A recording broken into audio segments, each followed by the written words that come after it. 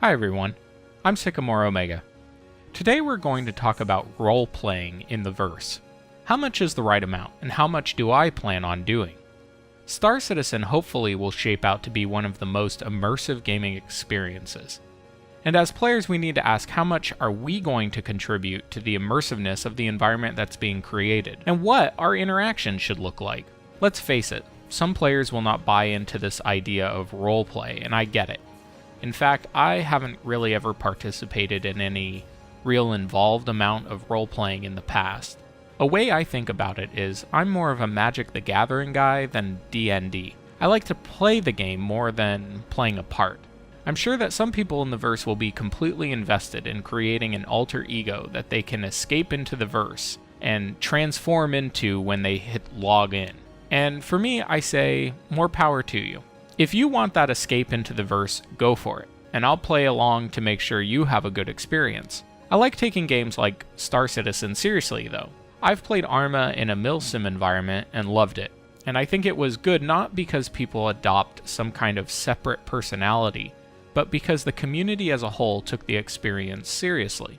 And that seriousness didn't mean people couldn't get to know each other, but it meant that a sort of hierarchy is accepted and maintained in the playgroup. So when I think about how much role-playing I'm going to do, I think more about personalizing my experience and maintaining an amount of order with the people I'm playing with. A crew should be a unit with a common goal, and an organization should have its members invested in the goals of the org. So what I plan to do is take my roles and goals seriously in the verse. I plan to name my larger ships, and I hope that there will be an official way to do this. And I would love to form an org at some point, or at least be part of one. I think though we need to see what support system CIG will have in the game for orgs to operate before I get too heavily involved in any org structure. Right now orgs really aren't integrated into the game, and the game really needs that infrastructure built in. But I do think that the org that the player belongs to will really determine a lot about how someone will play. If a player belongs to a very structured org, there might be separate standard operating procedures that players agree to use. Obviously, I plan on maintaining my handle identity on the verse as well as here on the channel. I think taking the verse seriously isn't too hard, especially if, like many of us, you have a good amount of money invested in the verse. I want to not only create a sense of credibility with my character, but help fulfill others' expectations. I think there's a good middle ground to be found where players are able to support each other and contribute, while also maintaining some sort of hierarchy or order. In some ways, I expect the role players want to do in the verse will start to work out where role-playing will be the most important. For example, PMC groups probably will have rigid command structures where players will need to understand their role and stay in at least some kind of character to do the job. Not necessarily acting, but for example, when playing Milsim Arma, I wasn't necessarily a different person, but I was willing to follow other players in command to achieve the goals of the group. I don't think this is much different from playing a sport with a team captain. Pirate groups will most likely have the least rigid command structure, and in a way it's a natural fit for the role. Players that want to play this way will most likely be always out for themselves and looking for that next opportunity to make it in the verse. The search for opportunity leads to a more casual and free play experience. I really hope that some pirate players will act like obnoxious Call of Duty players that love to be hated as pirates. I see these people playing in a sense a slightly different game and wanting a different experience.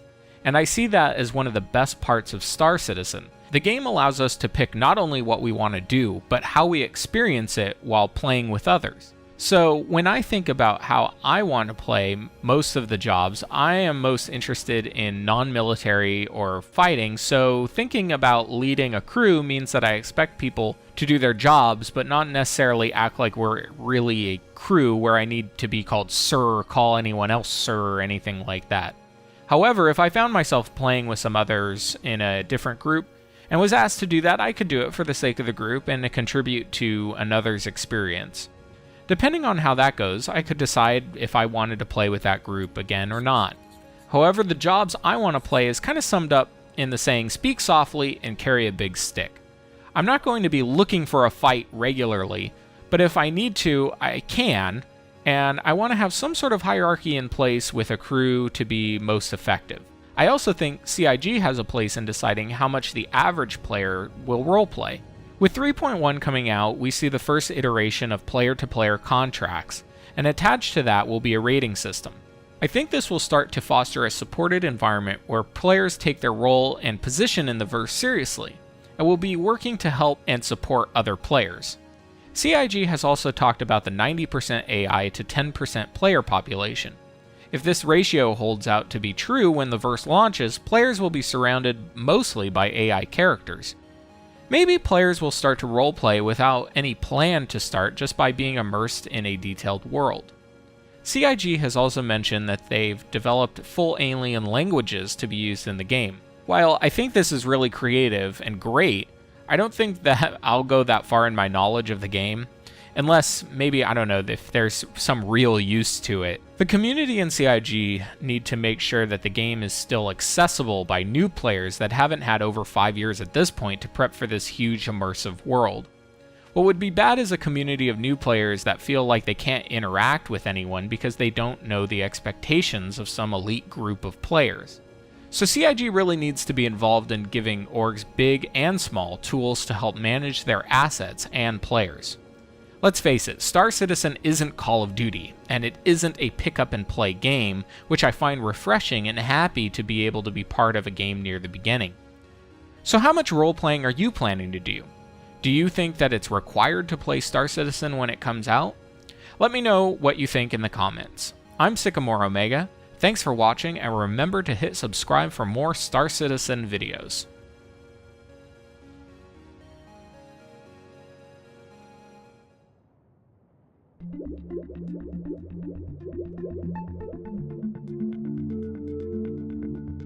Thanks for watching today's video. Are you new to Star Citizen and are looking to get into the verse? Use the code above to get an extra 5,000 UEC added to your account when you sign up. See you again soon.